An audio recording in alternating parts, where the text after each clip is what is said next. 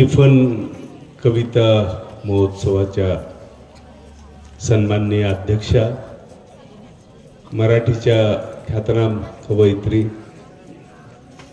आदरणीय डॉक्टर वैशालीताई किनाळकर, ज्यांच्या बोटाला धरून आम्ही कवितेच्या अंगणात पावलं टाकायला सुरुवात केली होती, त्या आमच्या आदरणीय ताई सौ ललिताताई गादगे, टिफन हातात घेऊन कवितेची बीज पेरणी करणारा आमचा मित्र डॉक्टर शिवाजी हुसे, या महोत्सवाचे स्वागताध्यक्ष ॲडव्होकेट कृष्णाजी जाधव, के.एस. कोलेजी, सचिव PM Dahake sir, doctor Sarjeraoji Jige, doctor Vijayji Bhosale, ज्यांचं आपण आता हृदयस्पर्शी मनोगत ऐकलं, माझे बंधुतुल्य जे ख्यातनाम लेखक आहेत, ते आम्ही एका शाळेत शिकलेलो आहोत, केशव भवानी काळे, माझा भाऊ अशोक शेवगन, माझ्या शाळेत शिकलेले माधू गावित, रमेश, आणि ज्यांच्या पुस्तकाचं आपण इथं प्रकाशन केलं ते माझे मित्र लक्ष्मण वाल्डे, संजयजी गायकवाड, अशोक गायकवाड, या परिसरातला एक उत्तम कवी ज्ञानेश्वर गायके,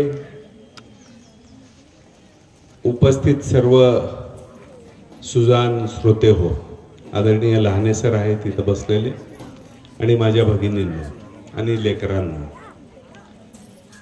6 वर्षापूर्वी या तिफन महोत्सवाची सुरुवात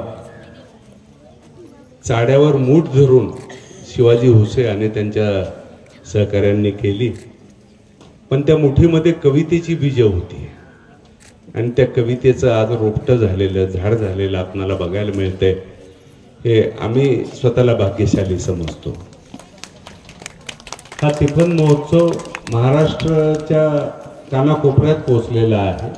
काही दिवसांनी आमच्याकडची सुद्धा निमंत्रण येतील तुम्हाला की इकडे या आणि हा महोत्सव साजरा करा. हा कवितेचा उरूस आहे, ही कवितेची जत्रा आहे, हा कवितेचा मेळा आहे, आणि किती रसिक उपस्थित आहेत यापेक्षा उपस्थित किती रसिक आहेत हे महत्त्वाचं असतं. आणि किशोरच्या मातीतला, कन्नडच्या मातीतला एक एक माणूस म्हणजे 100 श्रोत्यांच्या बरोबरीचा आहे असं आम्ही समजतो. म्हणजे इथे 200 माणसं आहेत, तर आम्ही 20,000 लोकांसमोर उभे आहोत, या जबाबदारीचा आम्हाला भान आहे.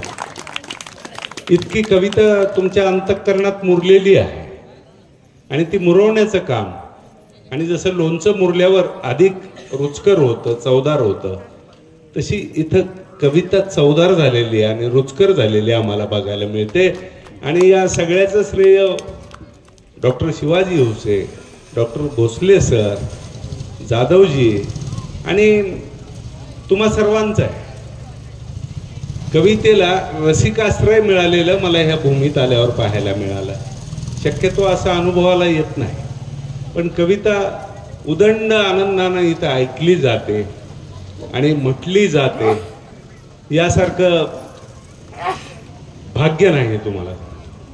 म्हणून इथनं पुढचे कवितेला जे दिवस असतील ते अतिशय संपन्नतेचे आणि अतिशय माधुर्याचे असतील असं मला वाटतं.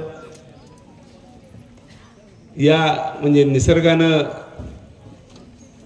नटलेल्या किशोरच्या या पुण्यवान मातीस सर्वप्रथम मी विनम्र अभिवादन करतो. या मातीतल्या लिहित्या हातांनाही मी विनम्र अभिवादन करतो. या मातीतल्या माणसांना मी विनम्र अभिवादन करतो. 10-1 मिनिटं बोलेन, 10-15 मिनिटं तेवढं. आत्ताच आपण 3 पुस्तकं इथं प्रकाशित केली, त्यातली एक एक कविता, म्हणजे ह्या कवींची काय ताकद आहे हे तुम्हाला लक्षात येईल. लक्ष्मण वाल्डेची बहुरंगी या कविता संग्रहामधली आयुष्य ही एक कविता आहे. 8 ओळीचीच कविता आहे की आयुष्याची माती करून लावली कपाळी, त्याच कपाळी मातेने दिली जगण्याची उभारी. न्यारी न्यारी आपली ही आयुष्याची वारी, उभं आयुष्य अर्पण करतो पांडुरंगाच्या दारी. हा भक्तिभाव इथल्या मातीमध्ये आणि इथल्या माणसांमध्ये रुजलेला आहे. न्यारी न्यारी आपली ही आयुष्याची वारी, कारण शेवटी पांडुरंगच आहे. अहो, या जगाचा मोरक्या जो आहे तो पांडुरंग आहे आणि तिफन महोत्सवाचा मोरक्या डॉक्टर शिवाजी भोसले आहे. नाही, हे पाय, ही बीज पेरणी करणारे माणसं तुमच्या दृष्टीला आणि तुमच्या दृष्टीला साकार करणाऱ्या प्राचार्यांना मी विनम्र अभिवादन करतो. खरं तर सांगतो, जगन्नियंता कोण आहे? विठ्ठल आहे. आम्हाला लिहायला कोण प्रेरित करतं? की मी तर म्हणतो की लिहिण्याचा मज हुकूम देतो विठू सावळा, आणि काय हवे ते लिहून घेतो विठू सावळा. लिहिण्याचा मज हुकूम देतो विठू सावळा, काय हवे ते लिहून घेतो विठू सावळा. कवितेच्या या सागरात मी पोहत असता, पैल तीराला सुखरूप नेतो विठू सावळा. त्याची ताकद तेवढी आहे. तो एका विटेवर उभा आहे पण सगळ्या जगाचा भार तोलतो. मला असं वाटतं की अभंग ऐकून डोलत असतो विठू सावळा, पखवाजातून बोलत असतो विठू सावळा. पाय विटेवर घट्ट रोवून उभा तरीही भार जगाचा तोलत असतो विठू सावळा. भार जगाचा तोलत असतो विठू सावळा. हाच प्रासादिक भाव घेऊन आमच्या लक्ष्मण वाडलेची कविता प्रवास करते आणि साहित्य संस्कृती मंडळाचं त्याला अनुदान मिळालेलं आहे आणि असा सन्मान मिळणं, शासनाने आपलं पुस्तक काढणं, हा लक्ष्मणच्या कवितेचा सन्मान आहे. पुन्हा अशोक गायकवाड यांची ही कविता अतिशय उत्तम. मी फक्त काही ओळी यातला म्हणणार आहे की आईपणाला जागते, अशी या शीर्षकाची एक कविता आहे की आई धर्माला राखते, आई कर्माला राखते. आई धर्माला राखते, आई कर्माला राखते. घरादारासाठी आई आईपणाला जागते. आई लावीते ठिगळ जरी फाटले आभाळ, आई लावीते ठिगळ जरी फाटले आभाळ. काळोखल्या अंधारात आई पेरते सकाळ. आई लावीते ठिगळ जरी फाटले आभाळ. काळोखल्या अंधारात आई पेरते सकाळ. मातीलेल्या अंगणाला सडा रांगोळी माखते. आई धर्माला राखते, आई कर्माला राखते. आई कोणाची यशोदा, आई कोणाची देवकी. ज्याच्या मागे आई उभी त्याचा झेंडा तीही लोकी. आई कोणाची यशोदा, आई कोणाची देवकी. ज्याच्या मागे आई उभी त्याचा झेंडा तीही लोकी. आई स्वराज्य जननी, लेका स्वराज्य मागते. आई धर्माला जागते, आई धर्माला राखते, आई कर्माला राखते. आईवरच्या कविता अनेकांनी लिहिल्या. यशवंतांनी म्हटलं स्वामी तिन्ही जगाचा आई विना भिकारी. पमू शिंदेंनी म्हटलं आई म्हणजे एक नाव असतं, घरातल्या घरात गजबजलेलं गाव असतं. प्रशांत मोरेंनी म्हटलं की पाणी डोळ्यात अडलं त्याला धरण म्हणावं. उभं आयुष्य गोंदलं त्याला चांदणं म्हणावं. जी उन्हात जळाली तिला सावली म्हणावं. जी पुरून उरली तिला माऊली म्हणावं. जी पुरून उरली तिला माऊली म्हणावं. त्या 3 कविता झाल्या आणि त्याच्यानंतर ही गायकवाडांची कविता तिथं बसेल आणि पुन्हा म्हटली जाईल असं मला वाटतं. हे इथल्या मातीचं संचित आहे, इथल्या पूर्वजांचं संचित आहे, इथल्या माणसांचे आशीर्वाद. कवितेच्या पाठीमाग जाणत्या माणसांचे आशीर्वाद असले की कवितेला फळं अशी अवीट गोडीची येतात. त्यानंतर आमचे संजय गायकवाड हे प्रेमात वेडे झालेले माणसं आहेत. तसा कवी हा वेडा झालेलाच असतो. संजय गायकवाडच्या 4 ओळी म्हणजे प्रेमरस हा अवीट रस आहे कवितेच्या रसांमधला की होकारासाठी तू कितीही वेळ घे मी वाट पाहीन. तुम्ही कुठवर वाट बघताय हे आम्हालाही बघायचं आहे की होकारासाठी तू कितीही वेळ घे मी वाट पाहीन शेवटच्या क्षणापर्यंत फक्त तुझाच राहीन, शेवटच्या क्षणापर्यंत फक्त तुझाच राहीन. हा प्रासादिक भाव प्रेमामध्ये आहे, याला शारीर स्पर्शाचा कुठेही गंध नाही. आणि अशी प्रासादिक कविता प्रासादिक भूमीमध्ये जन्म घेते. आणखी एक त्यांच्या चार ओळी की तू आहेसच एवढी सुंदर की मी तुझ्यासाठी झालो वेडा, तू आहेसच एवढी सुंदर की मी तुझ्यासाठी झालो वेडा, तुझ्या सहवासासाठीच जगतो आहे, विचार करशील का माझा थोडा.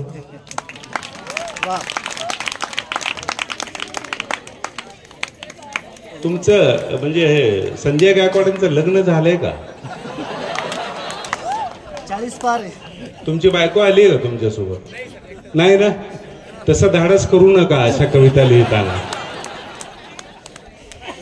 नाही पण खूप सुंदर प्रेम कविता आणि जे अंतरंगी निर्मळ असतात. जगद्गुरु तुकोबारायांनी म्हटले की अंतरी निर्मळ वाचेचा रसाळ, त्याचे गळा माळा असो नसो. तुम्ही सुंदर छानशा कविता लिहिल्या. या तिन्ही कविता संग्रहाचं प्रकाशन झाल्याचं मी जाहीर करतो. कुठे आहे ते पुस्तक? येणार आल्यावर. मग सुनील डोके सरांचंही आपण आल्यावर आलेत का? बरं बरं, त्यांचंही एक पुस्तक प्रकाशित होत आहे. आणि या कवितेच्या जत्रेमध्ये येणारे हे सुखद अनुभव आम्हाला आहेत. आम्ही सुद्धा अधिक ऊर्जावंत होतो.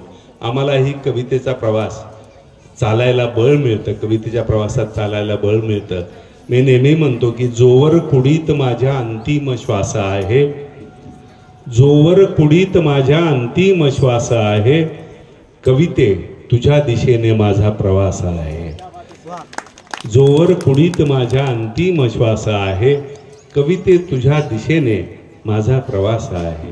हा एंडलेस जर्नी ज्याला म्हणतात, याचं डेस्टिनेशन कुठे हे आपल्याला माहिती नसतं. तोवर आपण चालत राहिलं पाहिजे. मला वाटतं आपण शब्दाच्या पंढरपुराकडे चाललोय. तर आम्ही भाग्यवंत असू तर आम्हाला गाभाऱ्यामध्ये प्रवेश मिळेल, इतकीच आमची पांडुरंगाकडे प्रार्थना आहे. माझी कवितेबद्दलची भूमिका असलेली एक कविता म्हणतो आणि नातवाची कविता म्हणतो. आणि जी जी कविता काय असते बघा, की भावनांची माळ, वेदनेचा पीळ, मनातली शीळ, काव्य माझे. भावनांची माळ, वेदनेचा पीळ, मनातली शीळ, काव्य माझे. प्रसन्न सकाळ, मुठीत आभाळ, निरागस बाळ, काव्य माझे. प्रसन्न सकाळ, मुठीत आभाळ, निरागस बाळ, काव्य माझे. भुईच्या भेटीला धावतो पाऊस, आनंदी माणूस, काव्य माझे. भुईच्या भेटीला धावतो पाऊस, आनंदी माणूस, काव्य माझे. डोलणारे पीक, पाखरांची गाणी, वाहणारे पाणी, काव्य माझे. डोलणारे पीक, पाखरांची गाणी, वाहणारे पाणी, काव्य माझे.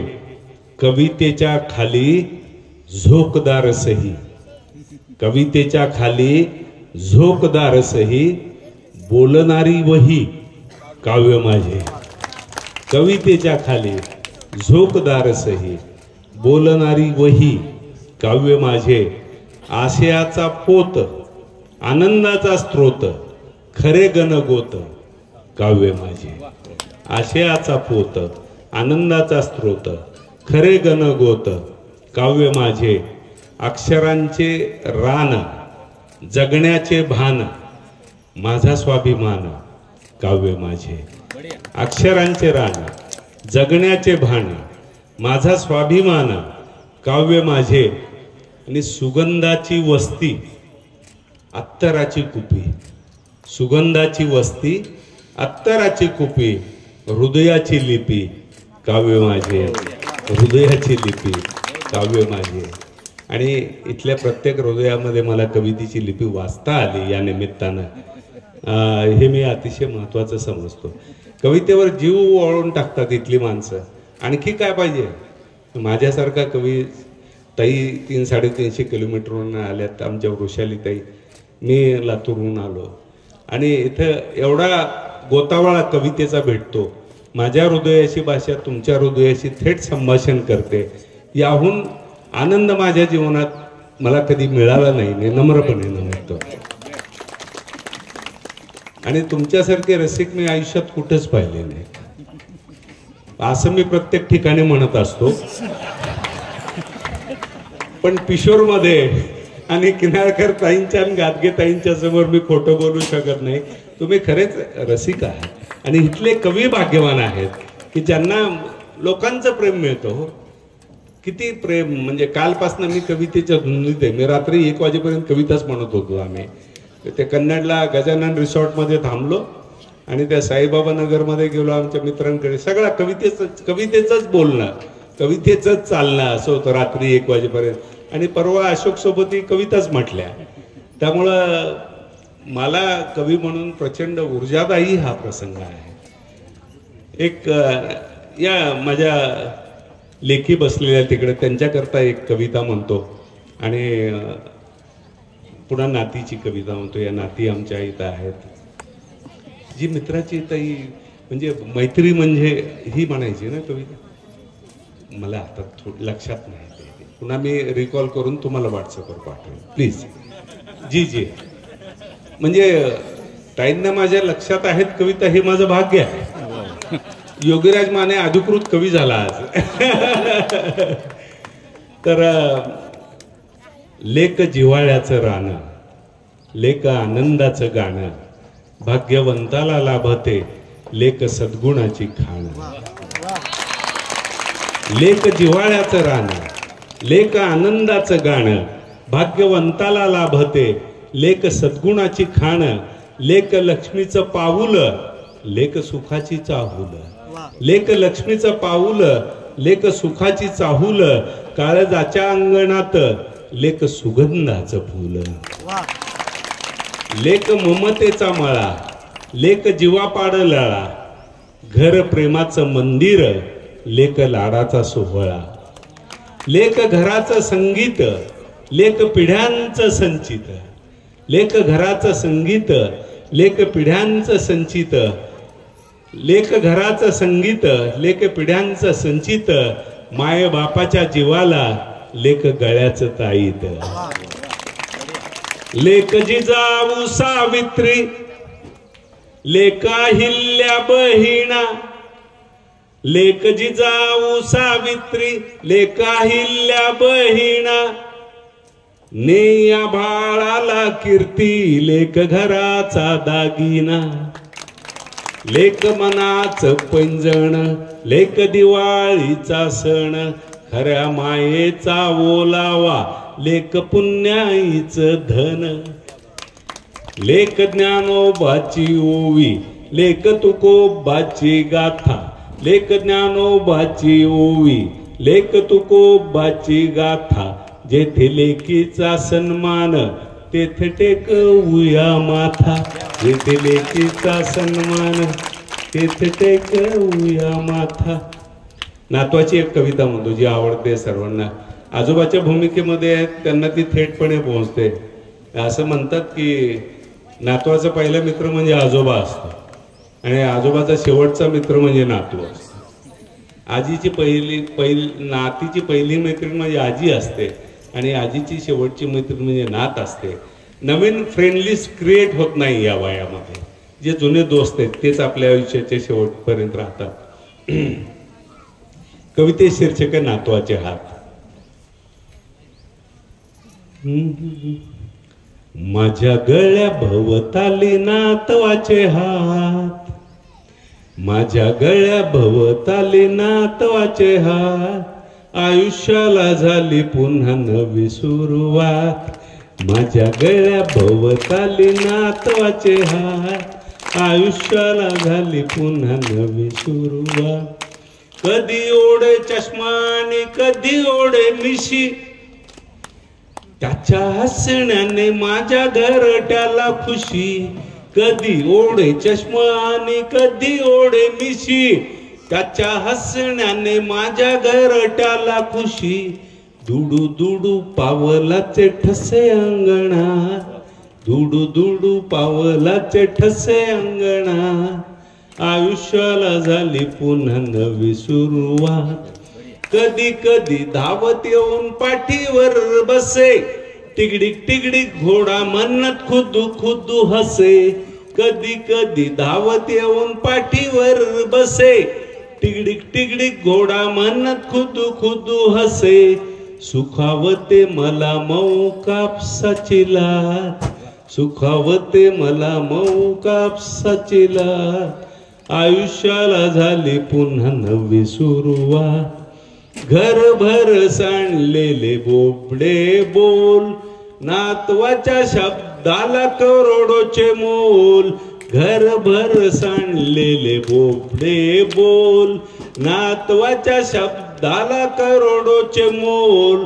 कोहिनूर हिरा माझा नातू आणि नात, कोहिनूर हिरा माझा नातू आणि नात, आयुष्याला झाली पुन्हा नवी सुरुवात. बोलणाऱ्या बाहुलीचे गोबरे गाल, बोलणाऱ्या बाहुलीचे गोबरे गाल, नातीमुळे नवा माझ्या जगण्याला ताल. बोलणाऱ्या बाहुलीचे गोबरे गाल, नातीमुळे नवा माझ्या जगण्याला ताल. रोज गातो जगण्याचे गाणे मी सुरात, रोज गातो जगण्याचे गाणे मी सुरात, आयुष्याला झाली पुन्हा नवी सुरुवात. नातू जीवलग मित्र माझा नात माझी काठी, नातू जीवलग मित्र माझा नात माझी काठी, वाटे पुन्हा जन्म घ्यावा नातवाच्या पोटी. नातू जीवलग मित्र माझा नात माझी काठी, वाटे पुन्हा जन्म घ्यावा नातवाच्या पोटी. हीच एक इच्छा देवा उरली मना, हीच एक इच्छा देवा उरली मना, आयुष्याला झाली पुन्हा नवी सुरुवात. माझ्या गळ्या भवताली नातवाचे हात, माझ्या गळ्या भवताली नातवाचे हात, आयुष्याला झाली पुन्हा नवी सुरुवात. आयुष्याला झाली पुन्हा नवी सुरुवात. एक प्रार्थना तेवढी सांगतो चार ओळीतले आणि मी थांबतो. मला खरं तर आदरणीय किनाळकर ताई आणि गादगे ताई असल्यावर मी जास्त बोलायला नाही पाहिजे खरं तर, बरोबर आहे. आणि ही सगळी ज्येष्ठ माणसं यांच्याकडे बघून आम्ही कविता लिहायला शिकलो. तर मला वाटतं प्रत्येकाने स्वप्न मोठी पाहिली पाहिजेत. आपण एव्हरेस्टवर चढायचं स्वप्न पाहिलं तर आपण कांचनगंगेपर्यंत तरी जाऊ, अशा अर्थानं की आभाळाला स्पर्श करावा एकदा तरी. शब्दार्थानं हे अशक्य आहे, पण मला वाटतं की माझं नैतिक उन्नयन इतकं झालं पाहिजे किंवा नैतिक उंची इतकी वाढली पाहिजे की माझा स्पर्श आभाळाला झाला पाहिजे. आणि किशोरच्या पुण्यवाद मातीत आल्यामुळं माझी उंची 1-2 सेंटीमीटरनं वाढली आहे सर आता. की आभाळाला स्पर्श करावा एकदा तरी, वादळ वारा मिठीत घ्यावा एकदा तरी, लक्ष असावे भव्य असे की मला वाटते आपण सारा समुद्र प्यावा एकदा तरी. लक्ष असावे भव्य असे की मला वाटते आपण सारा समुद्र प्यावा एकदा तरी. सर्वदूर पाऊस पडल्याची वार्ता घेऊन मोर अंगणी नाचत यावा एकदा तरी. आणि खून दरोडा बलात्कार हिंसा नसलेला, खून दरोडा बलात्कार हिंसा नसलेला, आनंदाचा दिवस उगावा एकदा तरी. की खून दरोडा बलात्कार हिंसा नसलेला, आनंदाचा दिवस उगावा एकदा तरी. नकली चेहऱ्यांची गर्दी आजूबाजूला, खरा खुरा माणूस भेटावा एकदा तरी. नकली चेहऱ्यांची गर्दी आजूबाजूला, खरा खुरा माणूस भेटावा एकदा तरी. आणि मळा भक्तीचा असा फुलू दे हृदयामध्ये, मळा भक्तीचा असा फुलू दे हृदयामध्ये, तुला भेटण्या विठ्ठल यावा एकदा तरी, की मळा भक्तीचा असा फुलू दे हृदयामध्ये, तुला भेटण्या विठ्ठल यावा एकदा तरी. या महोत्सवाला येऊन मी ऊर्जावान झालो, मी भाग्यवान झालो असं मी अतिशय नम्रतेने मी नमूद करतो. आणि सर्वात महत्त्वाचं म्हणजे तिफन कविता महोत्सवाचं पिशोर या गावात उद्घाटन झाल्याचं जाहीर करतो. आणि मी बघा नाही ते कसं आहे, मी दादा कवितेच्या वस्तीत राहतो आणि मी माझ्या मस्तीत राहतो, की कवितेच्या वस्तीत राहतो मी माझ्या मस्तीत राहतो. आजकाल मी सुगंध होऊन रसिकाच्या दस्तीत राहतो. ही नशा अनुभवत, हा कैफ अनुभवत मी माझ्या कवितेचा आणि आयुष्याचा प्रवास करतोय. इथं आल्यानं मी अधिक भाग्यवान झालो हे अतिशय नम्रपणे नमूद करतो. आणि तिफन महोत्सवाला मला दरवर्षी वारकरी म्हणूनही यायला आवडेल हेही सांगतो आणि थांबतो. धन्यवाद.